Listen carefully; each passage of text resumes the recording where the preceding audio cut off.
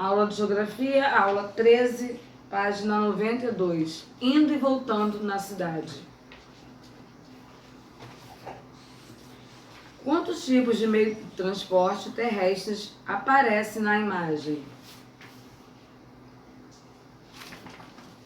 Vários, né? Tem bicicleta, trem, carros de passeio, moto. Quais deles circulam no local onde você mora? Existem outros tipos de... E quais? Em sua opinião, são poucos os meios de transporte possíveis no meio urbano? Página 93. Você já parou para pensar na quantidade de pessoas que deslocam diariamente em sua cidade? Pessoas que estudam, trabalham, se divertem. Para fazer tudo isso, muitas vezes é necessário ir até locais distantes de suas residências. Pessoas que estudam, trabalham e se divertem. Para fazer tudo isso, muitas vezes é necessário ir até locais distantes de suas residências. Como fazer quando a caminhada é longa demais para ir a pé. Neste caso, geralmente, costuma-se recorrer a meios de transporte que auxiliam a percorrer distâncias grandes ou incômodas demais para o corpo humano.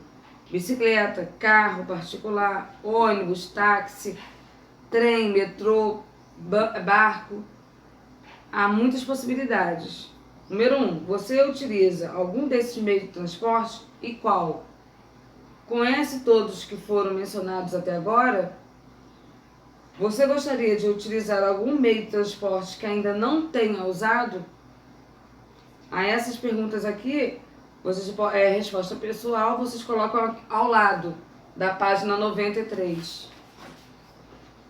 Coloca ao lado. Ao longo desse módulo, abordaremos os diferentes tipos de transporte, suas características, qualidades e limitações. Página 94. Transporte de pessoas. Você já viu que as pessoas precisam se deslocar nas cidades para ir ao trabalho, à escola ou qualquer outro lugar. O fluxo de pessoas que vão de um canto para o outro é grande e nem sempre elas moram próximo dos seus destinos. Para vencer distâncias, é necessário optar por algum tipo de transporte. Mas qual? Ônibus, trem, metrô, táxi. Ônibus. Nas cidades brasileiras é comum a existência de ônibus, transporte público composto de veículos motorizados, com cerca de 40 lugares para sentar e alguns para ficar em pé. Os usuários de ônibus pagam a passagem e o trajeto depende de todo tipo de linha que ele se escolhe. Trem e metrô. O transporte sobre trilhos também é uma possibilidade nos grandes centros urbanos. Trem e metrô são duas opções eficazes de deslocamento por serem rápidos. Transporte com grandes números de passageiros em seus vagões e terem trilhos próprios, ou seja, por não precisarem disputar espaço com outros tipos de transporte em vias públicas. A grande diferença entre essas duas modalidades é o tipo de caminho percorrido. Os trens costumam ir pela superfície, enquanto os metrôs, na maioria das vezes, atravessam o subterrâneo das cidades. Além disso, geralmente, as linhas de trem ultrapassam os limites de um município, ligando ao outro, enquanto o metrô transita dentro dos limites municipais. Página 95. Táxi. Tipo de transporte que comporta de 1 ou 4 passageiros. Táxi regular. Esse veículo apresenta preços mais elevados que os demais meios de transporte. estudados até aqui, em razão do menor número de passageiros que transporta, do maior conforto e da possibilidade de pessoas de escolha do caminho, né, pelos passageiros. Atualmente, há aplicativos para celulares de táxi que cobram um valor menor que a corrida, o que popularizou o uso desse transporte, que é o Uber. Gotinha de saber. Peço que vocês leiam essa parte aqui também, ó, do gotinha de saber, que é congestionamento, da página 95. Página 96. Embarcações e transporte aéreo. Depois, transporte de mercadorias, embarcações de carga, aviões de carga e trens de carga. 96 e 97. Embarcações. Tipo de transporte muito útil em cidades próximas a rios, mares e lagos, onde são utilizados diferentes tipos de embarcação, como barcos e balsas. O transporte pela água geralmente é capaz de levar um número grande de passageiros e consegue percorrer longas distâncias. Transporte aéreo. Esse tipo de transporte é considerado o mais rápido e também o mais caro. Os aviões maiores são utilizados para transportar grande quantidade de pessoas por longas distâncias, como de um país a outro. Os helicópteros e os aviões de pequeno porte são utilizados para distâncias menores. Número 1. É possível afirmar que a população das cidades consegue se deslocar sem nunca depender de nenhum meio de transporte? Por quê? 2. Qual é a principal causa dos congestionamentos nas grandes cidades? 3. Qual é o tipo de transporte que você utiliza para chegar à escola? Página 97. Transporte de mercadorias. As mercadorias que são tantos produtos de que necessitamos em nosso dia a dia, como as matérias-primas utilizadas para sua produção, precisam ser transportados até chegar às indústrias e ao mercado consumidor. Assim, os meios de transporte também têm papel fundamental na atividade econômica das cidades. Existem diversos tipos de meios de transporte especializados no deslocamento de mercadorias. Embarcações de carga. Levando grandes e numerosas caixas de metal chamadas contêineres, as embarcações de carga têm altíssima capacidade. Observe a imagem ao lado e imagine quantos contêineres estão na embarcação e quantos produtos cabem dentro de cada uma dessas caixas de metal. É navio de carga da Rotterdam, a página 97. Aviões de carga. Os aviões de carga geralmente são utilizados para o transporte de mercadorias de alto valor comercial, como os eletrônicos, ou quando há urgência no transporte de algo para muito longe, como o caso dos alimentos perecíveis, que precisam chegar rapidamente ao seu destino. Trens de carga. Os trens também são responsáveis pelo transporte de mercadorias, por causa de sua velocidade e alta capacidade de carga. Os contêineres citados acima também podem ser levados pelos trens cargueiros. Eles são muito utilizados para abastecer as cidades com mercadorias, além de escoar produtos até portos, por exemplo. Página 98.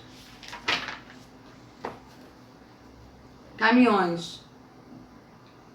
O caminhão é um tipo de transporte de mercadorias mais comum entre as cidades brasileiras, mas ele apresenta menor capacidade de carga que os trens e as embarcações. Isso obriga a realização de mais viagens e gera maior consumo de combustível, o que aumenta o custo do trajeto. Além disso, o custo de manutenção das rodovias é elevado. Porém, a construção de rodovias requer menor investimento e é mais rápida que a das ferrovias e portos, o que torna essa opção muito atrativa. Esse é um dos motivos pelos quais, na história do Brasil, priorizam-se a construção e ampliação das rodovias, o que ficou conhecido como modelo rodoviarista, para promover a interação dos países. Fluxo de informações. Além das pessoas e das mercadorias, existe algo importante que também possui fluxo: a informação. Afinal, como você se comunica com os amigos que moram longe? Como os adultos falam com parentes que moram em outras cidades? Como você pesquisa novas informações? Um dos meios de comunicação mais conhecido é o telefone, tanto o telefone fixo como o móvel, o celular. Foram criados para realizar chamadas de voz entre longas distâncias. Hoje também existem smartphones, celulares, com outras funções de comunicação, além da chamada de voz, como enviar mensagem de texto e acessar a internet. A internet é atualmente a principal tecnologia responsável pela comunicação à distância. Em questões de segundos, é possível entrar em contato com pessoas de outra cidade ao redor do mundo, além de fazer pesquisas em vários sites. Outros exemplos são jornais, revistas, rádio, televisão, que são meios de comunicação de massa, ou seja, meios pelos quais as informações chegam em grande número de pessoas. Página 99. Atenção, peço que leia Estranhos na Internet. Mas vamos ler. Com o avanço da tecnologia e a população da internet, várias são as formas online de comunicar com outras pessoas. Pode-se utilizar mídias sociais como WhatsApp, Facebook, Instagram, Twitter, além de outras ferramentas de comunicação. Mas como essa facilidade vem junto com alguns riscos, pessoas podem utilizar essas ferramentas para entrar em contato, geralmente com a intenção de coletar informações confidenciais e cometer crimes, como o que foi coletado. Muitas crianças são vítimas de chamados criminosos virtuais, por isso se deve sempre tomar cuidado e não falar com estranhos na internet. Caso isso ocorra, eu espero que não aconteça, chamar o pai e a mãe para que olhem e percebam o que está acontecendo. E não fique falando com ninguém que você não conhece pela internet. Tomar muito cuidado. E o pai e a mãe sempre estão olhando o que a criança, está ali visualizando na internet. Que é muito perigoso. Criminosos muitas vezes utilizam a internet pela possibilidade de manter sua verdadeira identidade em segredo. A 1, 2 e 3 é para que vocês possam responder. 1. Por que os meios de transporte são importantes para movimentar mercadorias? 2. Quando não estão próximos aos seus amigos e familiares, que meio de comunicação você utiliza para entrar em contato com eles? 3. Por que não devemos nos comunicar com estranhos na internet?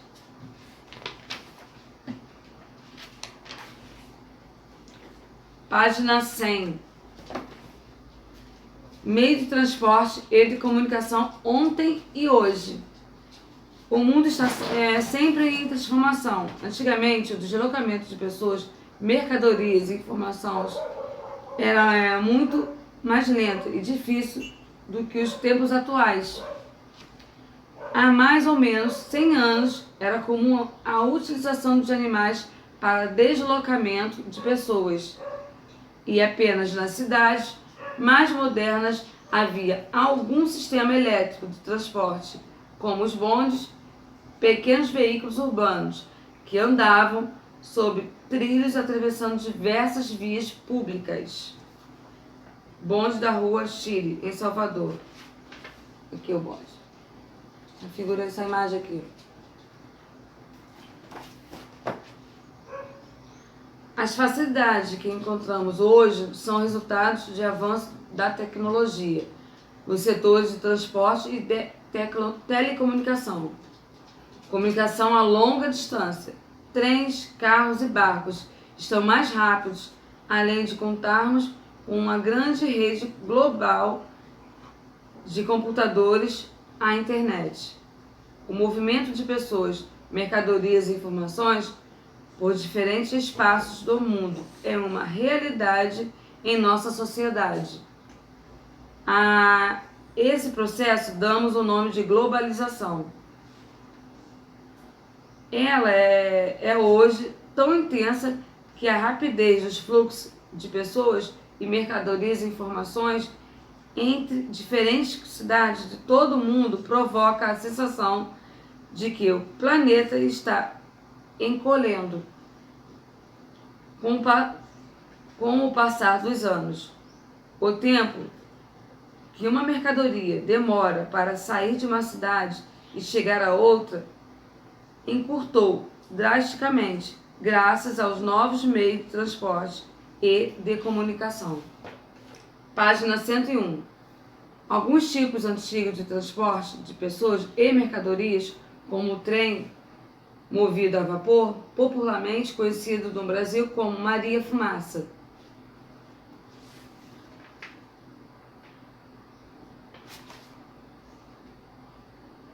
Maria Fumaça, que faz o trajeto de São Paulo, Del Rey e Tiradentes, em Minas Gerais. Hoje, os que estão em atividade são muitas vezes conhecidos no turismo histórico. É o caso da Maria Fumaça, mais antiga do país, ainda em operação, que faz o trajeto entre a cidade histórica de São João del Rei e Tiradentes, em Minas Gerais. Assim como aconteceu com os meios de transporte, alguns meios de comunicação também tiveram mudanças, como o desenvolvimento da tecnologia.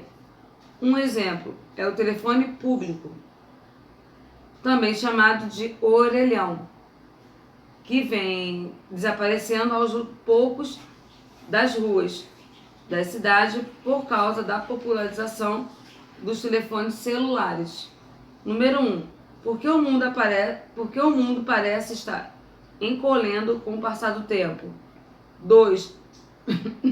Dê um exemplo de transporte antigo de mercadorias e outro de pessoas que sejam pouco ou nada utilizados nas cidades atualmente. Página 102. Agora é com você. Número 1. Leia a frase abaixo e responda o que se pede. Os tipos de transporte oferecidos são sempre os mesmos, independentemente do lugar. A frase é correta ou incorreta? Justifique sua resposta. 2. Que fatores aumentam o congestionamento em grandes cidades? 3. Como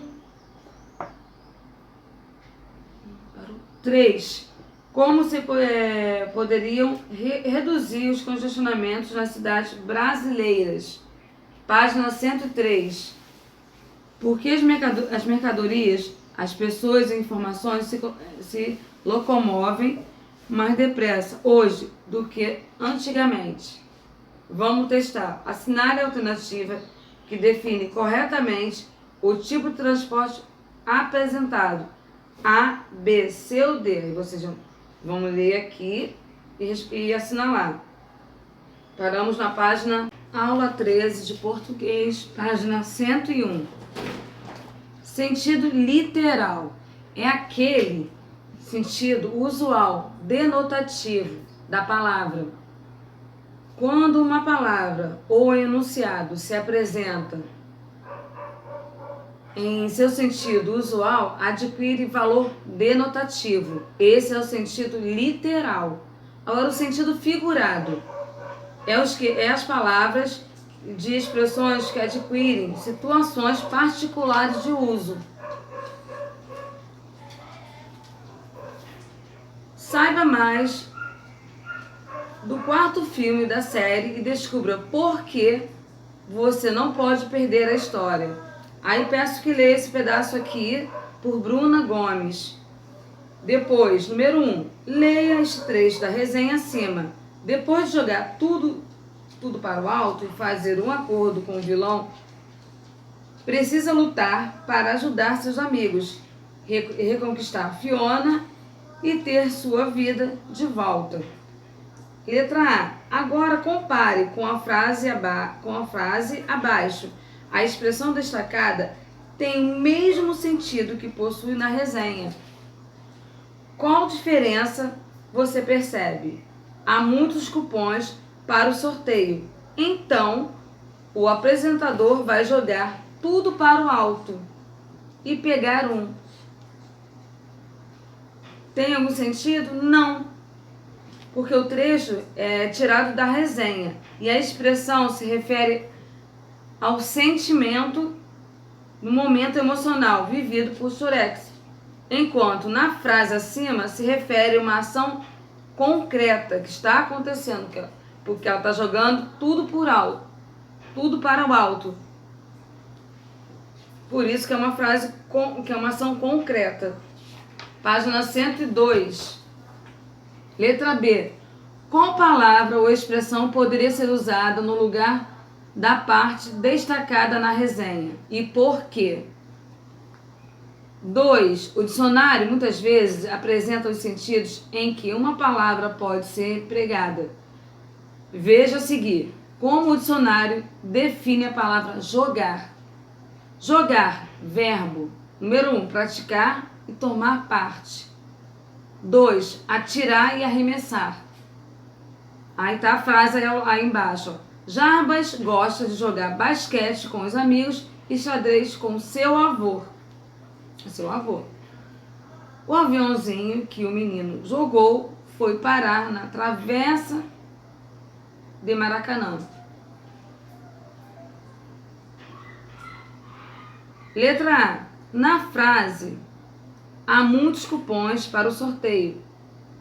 Então, o apresentador vai jogar tudo para o alto e pegar um. É possível identificar algum sentido descrito no dicionário? Se sim, qual? B. No trecho, depois de jogar tudo para o alto e fazer um acordo com o vilão, é possível identificar algum dos sentidos descritos no dicionário? Se sim, qual? Com você, deve ter percebido, na expressão jogar tudo para o alto, a palavra jogar não foi empregada no sentido literal. A frase não quis dizer que Xerex pegou tudo e jogou ou atirou para o alto, mas que ele desistiu de tudo. A expressão foi escolhida por ser significativa, dando mais expressividade ao texto. Quando aplicamos uma palavra em sentido diferente literal, dizemos que ela foi usada em sentido figurado. Ele não jogou para o alto, então foi em sentido figurado. Página 103. Número 3. Leia este trecho da mesma resenha. Menos triunfais, mas não mesmo engraçadas. As entradas do gato de botas arrancaram boas gargalhadas do público. Mesmo um pouco acima do peso, o bichano ainda abusava do seu charme com os famosos olhares grandes quando quer alguma coisa. Nesse trecho, qual palavra foi utilizada no sentido figurado, ou seja, fora do sentido literal? 4. Assim como jogar tudo para o alto, muitas outras palavras e expressões podem ser usadas de forma criativa, com sentido diferente do literal. Escolha duas expressões a seguir: entrar numa fria, quebrar um galho, ser um lobo em pele de cordeiro, cair a ficha, chutar o balde, fazer uma vaquinha. Imagine o sentido das expressões que você escolheu, aí converse com o papai e a mamãe e crie frases pensando nas situações em que possam ser usadas. As expressões foram empregadas no sentido literal ou em situações específicas, criadas no sentido figurado. E por quê? Vou falar uma frase para vocês aqui, ó. Que é essa, eu vou escolher essa aqui: entrar numa fria.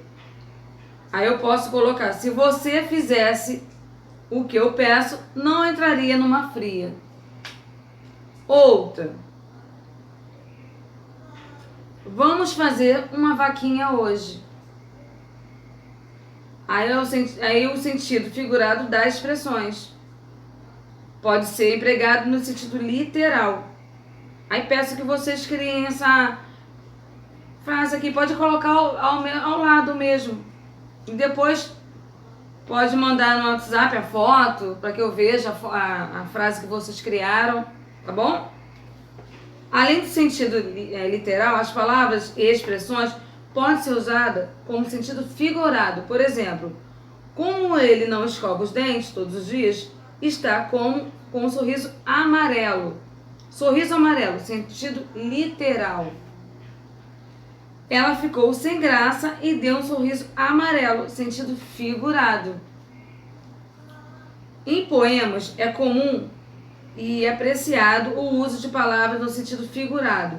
No dicionário encontramos o sentido literal dos verbetes. E algumas vezes é explicado também o sentido figurado de determinadas palavras. Vamos parar na página? Hoje? Não, continuamos. Agora com você. Número 1. Veja as palavras destacadas a seguir e classifiquem preposição ou locuções prepositivas. E preencha a tabela abaixo de acordo com a função que desempenha do texto. Está todo em negrito aqui, algumas palavras estão em negritos. Aí o que for preposição, vocês colocam abaixo. Preposição de, por, com. Locução prepositiva, ela vem sempre com a preposição e a locução. Vamos ver. No fim de, a troca de, a boca de, nas costas de, adiante de. Então essas são, o que eu estou falando é só um exemplo. Aí vocês, observe aqui a número 1 para completar aqui. Aqui, preposição e locução prepositivas.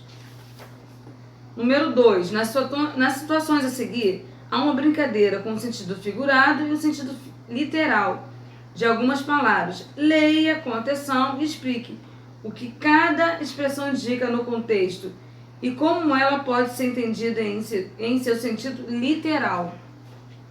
Aí as tirinhas aqui que vocês vão observar e vão ler e vão responder. Letra A, B, C e D na página 106.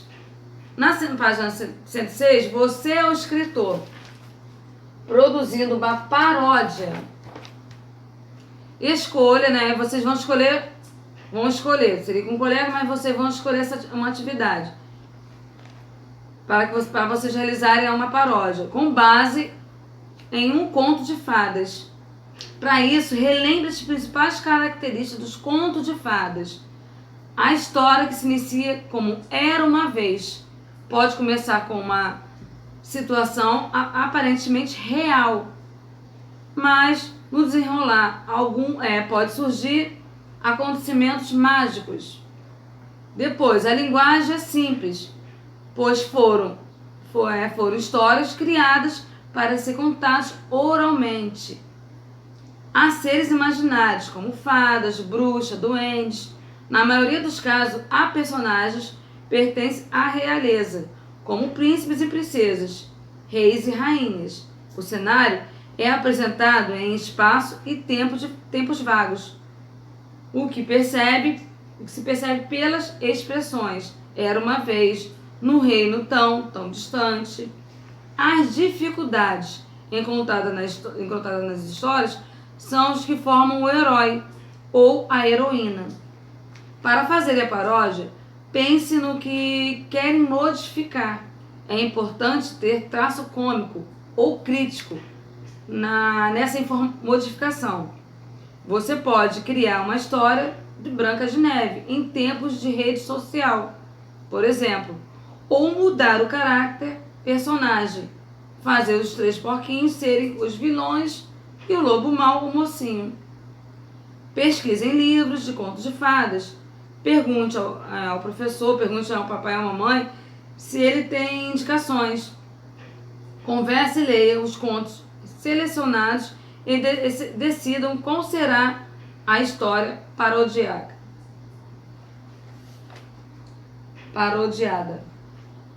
Rascunho.